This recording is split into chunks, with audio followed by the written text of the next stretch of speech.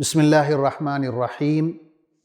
الحمد للہ رب العالمین والصلاة والسلام علی اشرف المرسلین نبینا و سیدنا محمد وعلی آلہ و اصحابہ اجمعین۔ ناظرین السلام علیکم۔ سیرت النبی صلی اللہ علیہ وسلم کے حوالے سے ہمارے پروگراموں کا سلسلہ جاری ہے، اور آج اس سلسلے کا چھٹا پروگرام ہے۔ پچھلے پروگرام میں نے ذکر کیا کہ حضور اکرم صلی اللہ علیہ وسلم پر وحی کچھ عرصے کے لیے موقوف ہو گئی، اور پھر اس کا سلسلہ دوبارہ شروع ہوا۔ سورہ مدثر کی پہلی 7 آیات نازل ہوئیں، اور پھر وحی جو ہے وہ تواتر کے ساتھ، تسلسل کے ساتھ دوبارہ سے شروع ہو گئی۔ سورہ مدثر کی جو آیات ہیں وہ ایک دفعہ پھر پڑھ لیتے ہیں ترجمے کے ساتھ۔ بسم اللہ الرحمن الرحیم۔ یا ایہا المدثر قم فانذر وربک فکبر وثیابک فطہر والرجز فہجر ولا تمنن تستکثر ولربک فاصبر۔ اس کا مطلب ہے کہ اے اوڑھ لپیٹ کر لیٹنے والے، اٹھو اور خبردار کرو، اور اپنے رب کی بڑائی کا اعلان کرو، اور اپنے کپڑے پاک رکھو اور گندگی سے دور رہو، اور کسی شخص پر اس لیے احسان نہ کرو کہ بدلے میں اس سے زیادہ وصول کرو گے، اور اپنے رب کی خاطر صبر کرو۔ جب یہ آیات نازل ہوتی ہیں تو حضور اکرم صلی اللہ علیہ وسلم دعوت دین کا آغاز کرتے ہیں۔ دعوت کے حوالے سے اگر ہم دیکھیں تو اس کے 2 بڑے بڑے دور ہیں، ایک مکی دور ہے اور ایک مدنی دور ہے، اور پھر ہر دور کے، مکی دور ہو یا مدنی دور ہو، اس کے مراحل ہیں۔ مدنی دور کے مراحل کا انشاءاللہ ہم بعد میں ذکر کریں گے، لیکن جو پہلا دور ہے مکی دور، اس کے 3 بڑے بڑے مراحل ہیں۔ پہلا مرحلہ خفیہ دعوت کا ہے، جو آپ صلی اللہ علیہ وسلم کی نبوت سے شروع ہوتا ہے اور تقریباً 3 سال تک چلتا ہے، پہلے 3 سال۔ دوسرا جو مرحلہ ہے وہ اعلانیہ دعوت کا ہے، کھلے عام دعوت کا، اور یہ 4تھے سال سے 10ویں سال تک چلتا ہے۔ اور تیسرا مرحلہ جو ہے وہ مکہ سے باہر نکل کے دعوت دین کرنے کا، دعوت دین کا پیغام پھیلانے کا مرحلہ ہے۔ یہ 10ویں سال کے تقریباً آخر سے شروع ہوتا ہے اور ہجرت مدینہ تک چلتا ہے۔ مکی دور کا جو پہلا مرحلہ ہے خفیہ دعوت، بعض لوگ یہ سوال کر سکتے ہیں کہ حضور اکرم صلی اللہ علیہ وسلم نے پہلے 3 سال اپنی دعوت کو خفیہ کیوں رکھا؟ تو اس کا جواب یہ ہے کہ یہ ایک فطری امر ہے کہ جب کوئی بہت ہی بڑی بات ہوتی ہے اور وہ بہت انوکھی بات بھی ہوتی ہے، تو انسان سب سے پہلے اس کا ذکر اپنی بیوی سے کرتا ہے، اپنے قریبی ساتھیوں سے کرتا ہے، دوستوں سے کرتا ہے، جو بہت قریب ہوتے ہیں، اپنے اہل بیت سے کرتا ہے۔ تو حضور اکرم صلی اللہ علیہ وسلم نے بھی ایسے ہی کیا۔ جب پہلی وحی آئی تو سب سے پہلے آپ نے اپنی زوجہ محترمہ حضرت خدیجہ رضی اللہ عنہا سے اس کا ذکر کیا، اپنے سب سے قریبی دوست حضرت ابوبکر صدیق رضی اللہ عنہ سے اس کا ذکر کیا، حضرت علی رضی اللہ عنہ جو آپ کے گھر میں رہتے تھے اور آپ کے چچا زاد بھائی بھی ہیں، ان سے ذکر کیا، آپ کے غلام جنہیں آپ نے اپنا منہ بولا بیٹا بنا لیا تھا، حضرت زید، ان سے ذکر کیا۔ اور یہ چاروں لوگ جو ہیں وہ آپ صلی اللہ علیہ وسلم کو جانتے تھے اور بطور صادق اور امین آپ کو پہچانتے تھے۔ تو یہ چاروں کے چاروں پہلے ہی دن مسلمان ہو جاتے ہیں، ایمان لے آتے ہیں۔ اس کے بعد حضرت ابوبکر صدیق رضی اللہ عنہ آپ صلی اللہ علیہ وسلم کا ساتھ دیتے ہیں، اور اس کام میں وہ بھی سرگرم ہو جاتے ہیں، دین کا کام وہ بھی شروع کر دیتے ہیں اور تبلیغ شروع کر دیتے ہیں۔ ان کی تبلیغ سے ان کے دوست حضرت عثمان رضی اللہ عنہ ایمان لے آتے ہیں، حضرت بلال ایمان لے آتے ہیں، اور صحابہ ہیں، حضرت سعد بن ابی وقاص ہیں، حضرت سعید بن زید ہیں، ان کی بیوی ہیں فاطمہ بنت خطاب، یہ سارے لوگ پہلے ہی چند دنوں میں مسلمان ہو جاتے ہیں۔ علامہ ابن اسحاق کہتے ہیں کہ اس طرح چند ہی دنوں میں اتنے لوگ مسلمان ہو گئے، مردوں میں بھی اور عورتوں میں بھی، کہ مکہ میں اسلام کے بارے میں باتیں ہونے لگیں۔ جیسے ہم کہتے ہیں نا کہ ٹاک آف دا ٹاؤن بن گئی یہ بات کہ ایک نیا دین آ گیا ہے جس کا نام اسلام ہے، اور محمد جو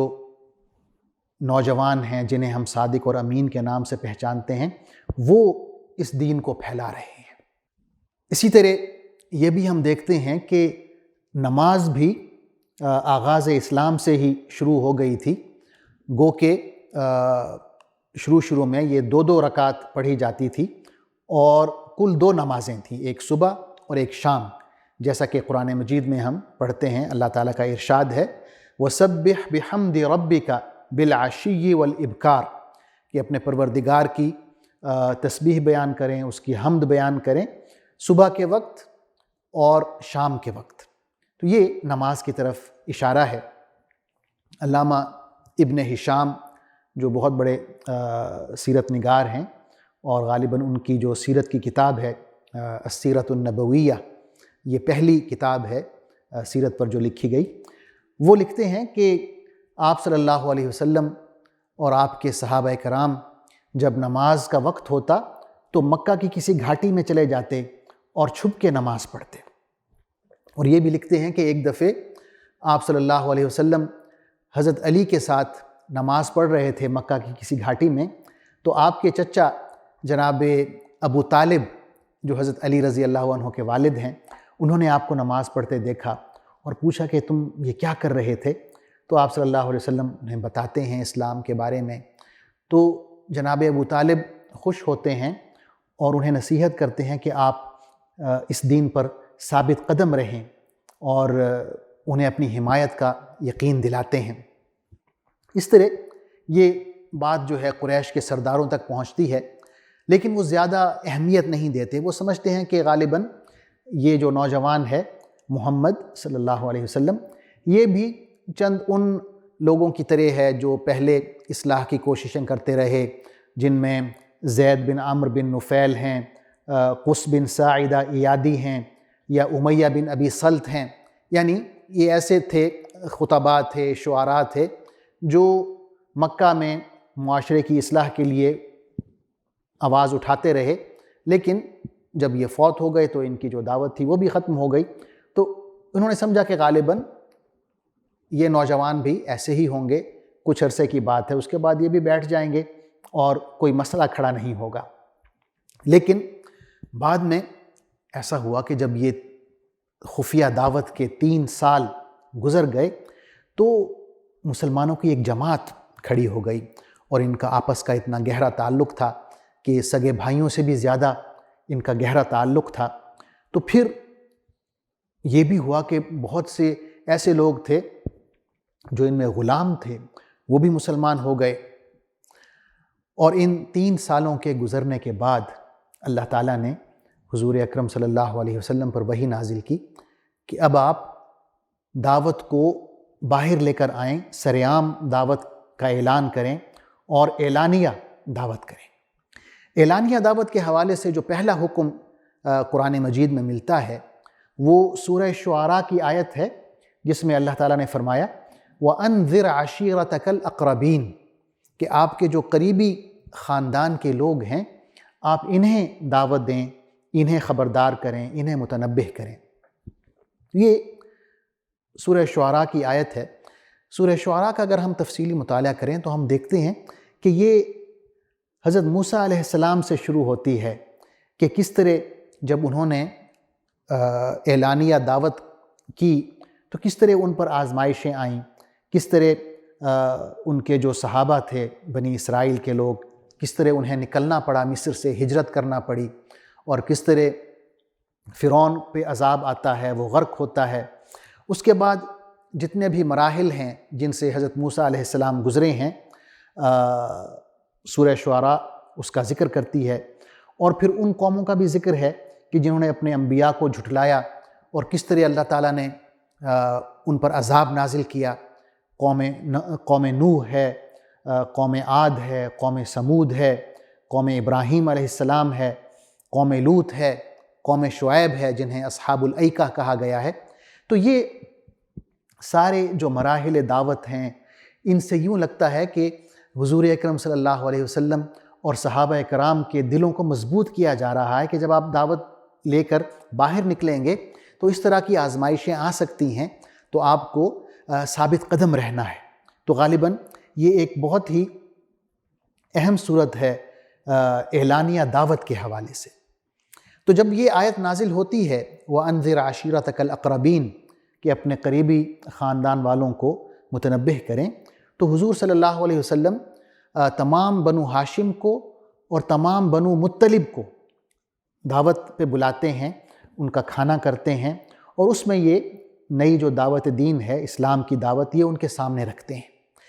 اور جناب ابو طالب کھل کر حمایت کرتے ہیں آپ صلی اللہ علیہ وسلم کی، اور اسی دعوت میں ہم دیکھتے ہیں کہ آپ کے جو دوسرے چچا ہیں ابو لہب، وہ آپ کی شدید مخالفت کرتے ہیں۔ اس کے بعد ایک اور مرحلہ آتا ہے جس میں حضور صلی اللہ علیہ وسلم صفا پر کھڑے ہو کر ایک ندا لگاتے ہیں، یعنی جب آپ صلی اللہ علیہ وسلم کو یقین ہو جاتا ہے کہ آپ کے چچا جناب ابو طالب آپ کے ساتھ ہیں، تو انہیں ایک تسلی ہوتی ہے، ایک سپورٹ ملتی ہے، تو وہ صفا پر کھڑے ہو کر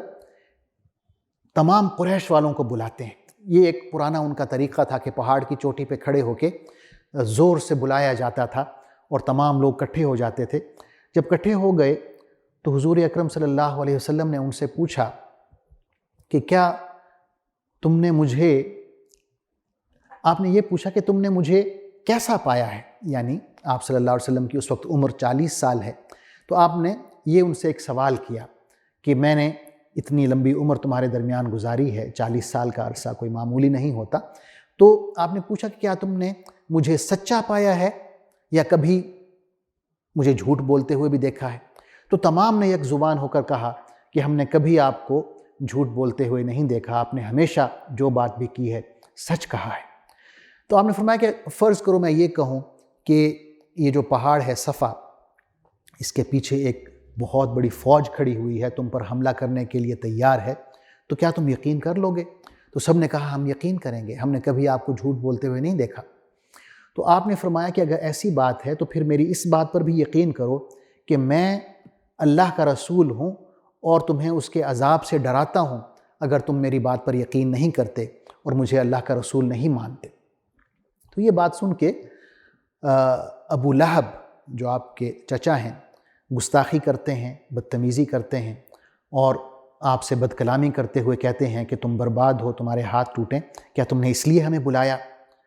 اور یہ جو گستاخی ہے اللہ تعالیٰ اس کو اپنے کلام میں نوٹ کرتے ہوئے ابو لہب پر لعنت بھیجتے ہیں، جو قیامت تک پڑھی جائے گی سورہ لہب میں، سورہ مسد میں۔ اللہ تعالیٰ فرماتے ہیں تبت یدا ابی لہب وتب ما اغنى عنه ماله وما كسب سيصلى نارا ذات لهب وامرأته حمالة الحطب في جيدها حبل من مسد، کہ ٹوٹ گئے ابو لہب کے ہاتھ اور نامراد ہو گیا وہ، اور اس کا مال اور جو کچھ اس نے کمایا وہ اس کے کسی کام نہ آیا، ضرور وہ بھڑکتی ہوئی آگ میں ڈالا جائے گا، اور اس کے ساتھ اس کی بیوی بھی جو لگائی بجھائی کرنے والی تھی، اس کی گردن میں ایک مضبوط بٹی ہوئی رسی ہوگی۔ یعنی یہ اللہ تعالیٰ نے پیشین گوئیاں بھی دیں کہ اس طرح یہ دونوں جہنم واصل ہوں گے، اور اسی طرح ہی ہوا، اسی طرح ان دونوں کی موت ہوئی اور برا انجام ہوا، اور اس کی وجہ شان رسالت میں گستاخی تھی۔ اعلانیہ دعوت کا جو دوسرا حکم آتا ہے قرآن مجید میں، وہ ہم پڑھتے ہیں، اللہ تعالیٰ کا ارشاد ہے فَاصْدَعْ بِمَا تُؤْمَرْ وَأَعْرِضْ عَنِ الْمُشْرِكِينَ، کہ اے نبی صلی اللہ علیہ وسلم آپ کو جو حکم دیا جا رہا ہے اسے سر عام سنا دیں اور مشرکوں کی کوئی پرواہ نہ کریں۔ تو جب یہ آیت نازل ہوئی تو آپ صلی اللہ علیہ وسلم نے کھل کر شرک کی مذمت کرنا شروع کر دی، اور اس سے اہل مکہ جو تھے وہ غصے سے بھر گئے، کیونکہ انہیں معلوم تھا کہ اگر وہ توحید کا اقرار کرتے ہیں تو یہ بت پرستی کی نفی ہوگی۔ انہیں اچھی طرح معلوم تھا کہ اگر وہ رسالت کا اور یوم آخرت کا اقرار کرتے ہیں تو ظاہر ہے کہ ان کی جو چودراہٹیں ہیں، ان کی جو سرداریاں ہیں، وہ سب کی سب ختم ہو جائیں گی، ان سے وہ ہاتھ دھو بیٹھیں گے۔ تو اس انجام کو دیکھتے ہوئے قریش کا ایک وفد جاتا ہے جناب ابو طالب کے پاس، حضور اکرم صلی اللہ علیہ وسلم کے چچا کے پاس، اور